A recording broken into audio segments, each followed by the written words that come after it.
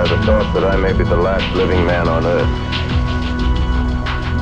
I've been hiding in this empty house near Grover's Mill. A small island of daylight cut off by the black smoke from the rest of the world. All that happened before the arrival of these monstrous creatures in the world now seems part of another life. A life that has no continuity with the present.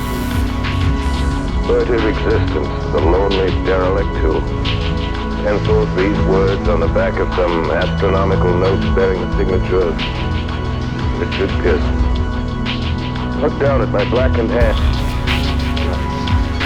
Try to connect them with a professor who lived at Princeton and who on the night of October 20th glimpsed through his telescope an orange flash of light on a distant planet. My wife, my colleagues, my students, my books, my observatory, my world. Where are they? Did they ever exist? Am I Richard Pearson? What day is it? 2 days exist with our calendars. Does time pass when there are no human hands left to wind the clocks? Writing down my daily life, I tell myself I shall preserve human history between the dark covers of this little book that was meant to record the movements of the stars. To write, I must live, and to live, I must eat. Find moldy bread in the kitchen and an orange not too spoiled to swallow. Keep watch at the window. Time to time I catch sight of a Martian above the black smoke. Smoke still holds the house in its black coil, but thanks there's a hissing sound, and suddenly I see a Martian mounted on his machine, spraying the air with a jet of steam as if to dissipate the smoke. I watch in the corner as his huge metal legs nearly brush against the house. Exhausted by terror, I fall asleep. Morning. Morning. Sun streams from the window. The black cloud of gas is lifted and the scorched meadows to the north look as though a black snowstorm is passing. I venture from the house. I make my way to a road, no traffic. Get in a wrecked car, baggage overturned, a blackened skeleton. Push on north. For some reason I feel safer trailing these monsters than running away. And I keep a careful watch. I've seen the Martians feed. If one of their machines appear over the top of trees, I'm ready to fling myself flat on the earth.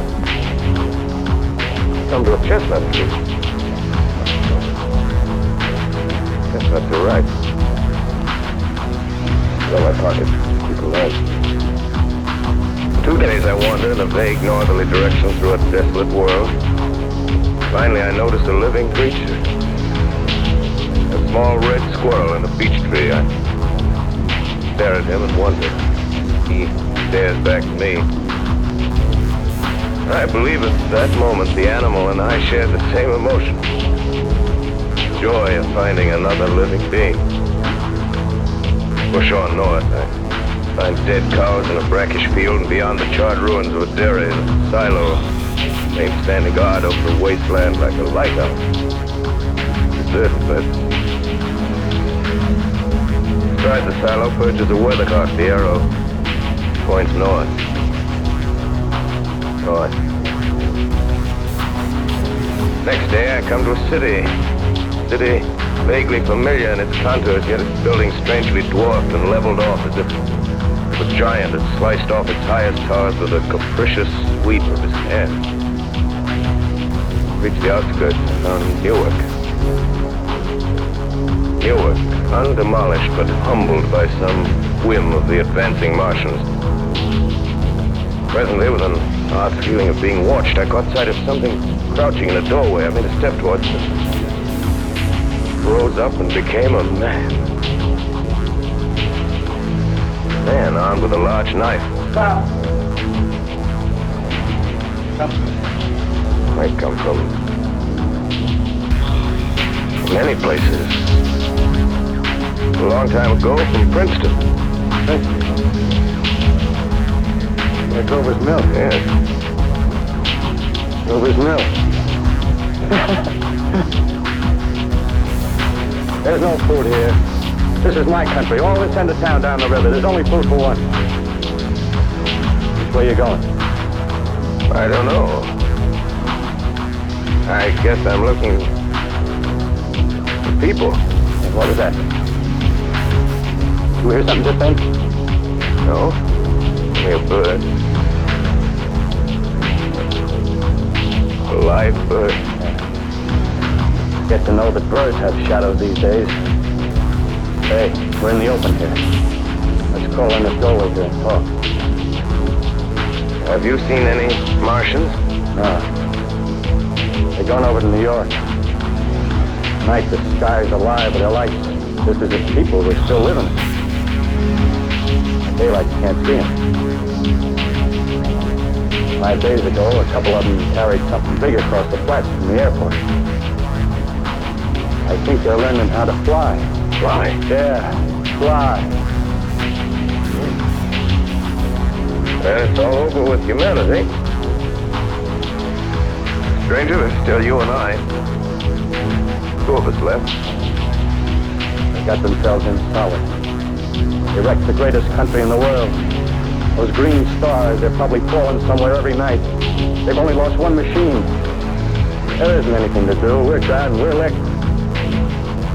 Where were you? You're in a uniform. Yeah, what's left of it. I was in the militia. National Guard. That's good. There wasn't any war. Any more than there's war between men and ants. Yes, but we're eatable ants. I found that out. What'll they do to us? I fed it all out. Right now, we're caught as we're wanted. Martian only has to go a few miles to get a crowd on the run. But they won't keep on doing that. They'll begin catching us systematic, like keeping the best and storing us in cages and things. They haven't begun on it yet. Begun? Not begun. All that's happened so far is because we don't have sense enough to keep quiet. Bothering them with guns and such stuff and losing our heads and rushing off in crowds. Instead of our rushing around blind, we gotta fix ourselves up according to the way things are now. Cities, nations, civilization, progress. Yes, but if that's so, what is there to live for? Well, there won't be any more concerts for 1,000,000 years or so, and no nice little dinners at restaurants. If it's amusement you're after, I guess the game's up. What is there left? Life, that's what. I want to live. Yeah, so do you. We're not going to be exterminated. I don't mean to be caught either. Tamed and fattened and bred like an ox. What are you gonna do? I'm going on. Right under their feet. I got a plan. We men as men, finished. We don't know enough. We gotta learn plenty before we got a chance. We've gotta live and keep free while we learn, see? I've thought it all out, see? With the rest. Well, it isn't all of us that are made for wild beasts. That's